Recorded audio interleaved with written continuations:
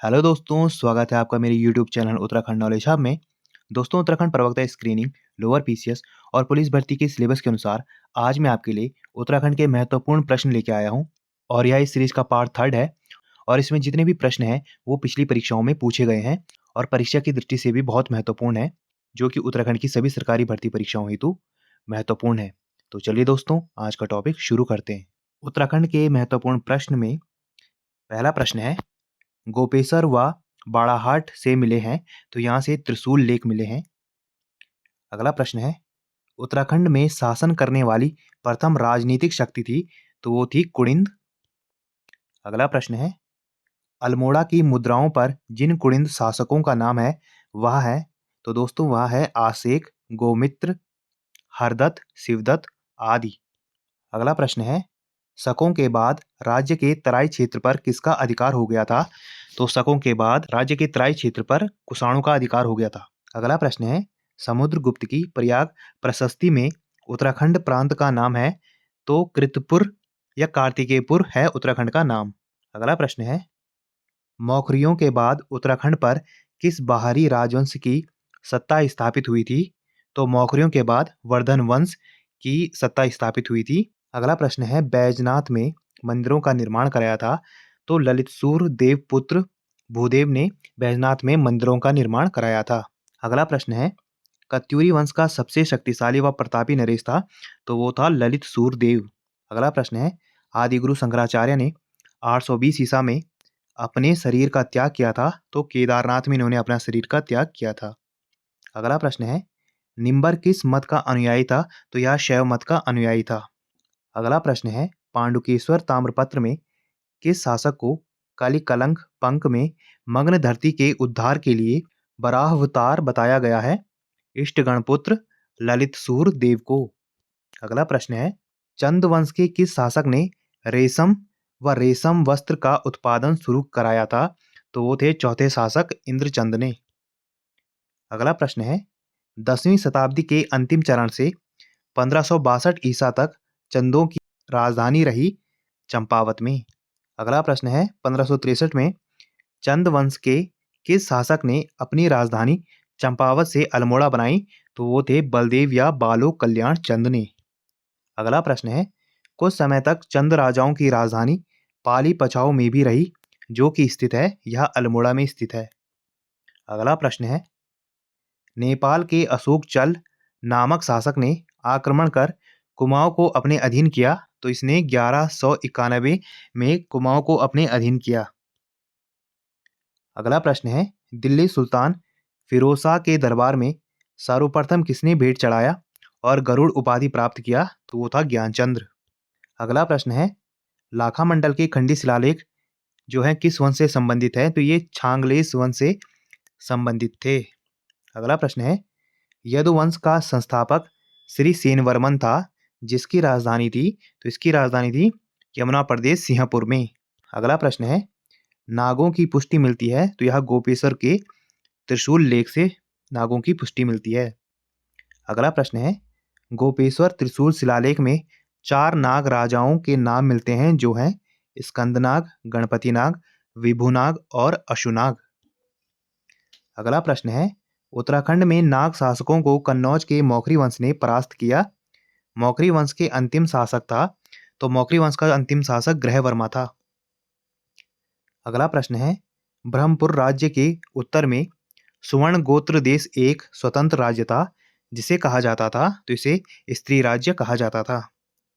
अगला प्रश्न है, अल्मोड़ा के तालेश्वर ताम्रपत्र का संबंध था, तो यह पौरव एवं ब्रह्मपुर राज्य से था।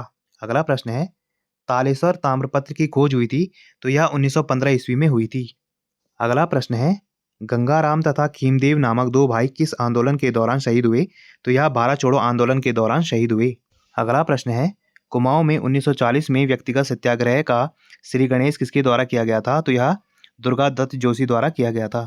अगला प्रश्न है, भारतीय संघ में विलय के समय टिहरी राज्य का राजा कौन था, तो उस समय मानवेंद्र शाह टिहरी के राजा थे। अगला प्रश्न है, कुमाऊं के राजा के रूप में जाने जाते हैं, तो कमिश्नर रेमजे जो है कुमाऊं के राजा के रूप में जाने जाते हैं। अगला प्रश्न है, 1929 में महात्मा गांधी ने किस स्थान पर अनासक्ति योग के अनुवाद का कार्य पूर्ण किया, तो यह स्थान था कौशानी।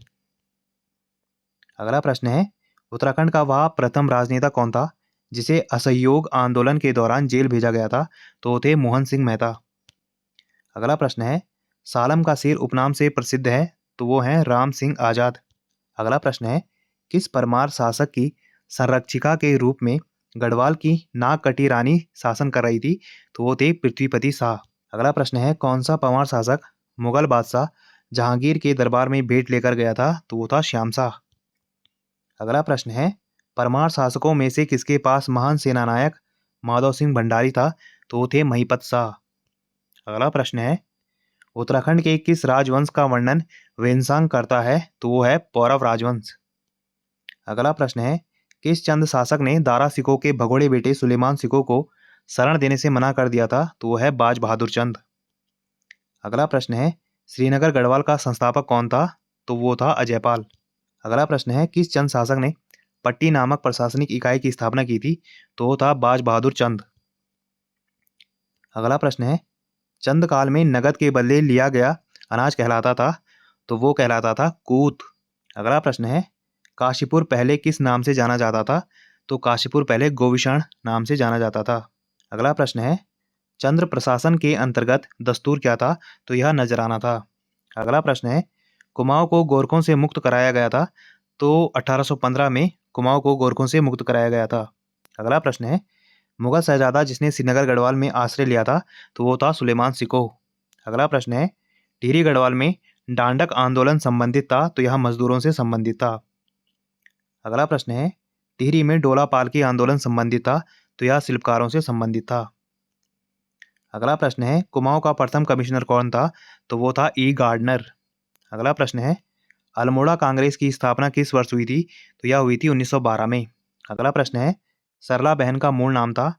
तो वो था कैथरीन हेलिमन।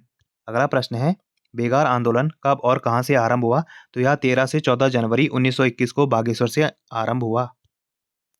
अगला प्रश्न है, उत्तरांचल का बारदोली किस स्थान को कहा गया था? तो वो स्थान था सल्ट। अगला प्रश्न है, कुमाऊं परिषद की स्थापना कब हुई थी? तो यह 1916 में हुई थी।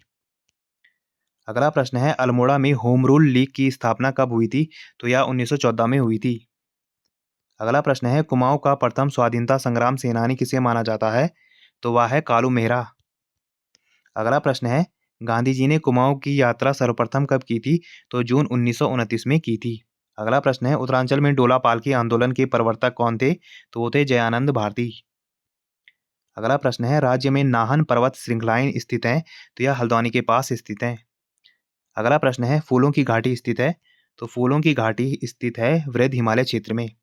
अगला प्रश्न है, उत्तरकाशी तथा तिब्बत को जोड़ने वाला दर्रा है? तो वो है थांगला दर्रा। अगला प्रश्न है, राज्य में मुख्य केंद्रीय भ्रंश रेखा स्थित है? तो यह वृद्ध एवं मध्य हिमालय के बीच में स्थित है। अगला प्रश्न है, प्राकृतिक आपदाओं की दृष्टि से उत्तराखंड आता है? तो यह जोन 4 और 5 में आता है। अगला प्रश्न है, राज्य में सर्वाधिक वर्षा वाला क्षेत्र है? तो यह बाह्य हिमालय क्षेत्र है। अगला प्रश्न है, सर्वाधिक अंतर्राष्ट्रीय सीमा रेखा वाला जिला है? तो यह पिथौरागढ़ है। अगला प्रश्न है, उत्तराखंड राज्य को कितने जलवायु क्षेत्रों में विभाजित किया गया है? तो उत्तराखंड को 6 जलवायु क्षेत्रों में विभाजित किया गया है। अगला प्रश्न है, उत्तराखंड का पामीर दूधातोली श्रेणी अंग है? तो यह मध्य हिमालय का अंग है। अगला प्रश्न है, पहाड़ों की रानी मसूरी किस श्रेणी का अंग है? तो यह मध्य हिमालय श्रेणी का अंग है। अगला प्रश्न है, लघु हिमालय किसके मध्य में स्थित है? तो यह शिवालिक और महा हिमालय के मध्य में स्थित है। अगला प्रश्न है, भारतीय सर्वेक्षण विभाग का मुख्यालय है? तो यह देहरादून में है। अगला प्रश्न है, उत्तराखंड हिमालय के किस भाग में स्थित है? तो यह पश्चिम मध्य भाग में स्थित है। अगला प्रश्न है, भागीरथी नदी निकलती है? तो यह गौमुख से निकलती है। अगला प्रश्न है, मंदाकिनी नदी किस जल प्रवाह से संबंधित है? तो यह अलकनंदा से संबंधित है। अगला प्रश्न है, उत्तराखंड की कौन सी एक झील त्रिभुजाकार है? तो वह संतोपंत झील है। अगला प्रश्न है, उत्तराखंड की कोसी नदी सहायक नदी है? तो यह रामगंगा की सहायक नदी है। अगला प्रश्न है, विरही गंगा के अवरुद्ध हो जाने के बाद बनी गौना झील कितने वर्षों तक रही? तो यह 62 वर्षों तक रही। अगला प्रश्न है, सरयू और गोमती नदियों का संगम हुआ है? तो यह बागेश्वर में हुआ है। अगला प्रश्न है, उत्तराखंड का सबसे बड़ा हिमनद है? गंगोत्री। अगला प्रश्न है, उत्तराखंड के रहस्यताल के नाम से जाना जाता है? तो वह है रूपकुंड। अगला प्रश्न है, कुमाऊं क्षेत्र का सबसे बड़ा ताल है? तो वह है भीमताल। अगला प्रश्न है, गढ़वाल क्षेत्र का सबसे बड़ा और गहरा ताल है तो वो है सहस्त्र ताल। अगला प्रश्न है कुमाऊं मंडल का सबसे बड़ा हिमनद है तो वो है मिलम। अगला प्रश्न है हेमकुंड लोकपाल झील के किनारे सिखों के कौन से गुरुओं ने तपस्या की थी तो वो थे गुरु गोविंद सिंह। अगला प्रश्न है किस ताल में गांधी जी की अस्थियां विसर्जित की गई थी तो है सुरवर्दी ताल। अगला प्रश्न है किस ताल को कंकाली ताल कहा जाता है तो वो है रूपकुंड को। अगला प्रश्न है पूर्वी धौली गंगा सहायक नदी है तो यह है अलकनंदा की।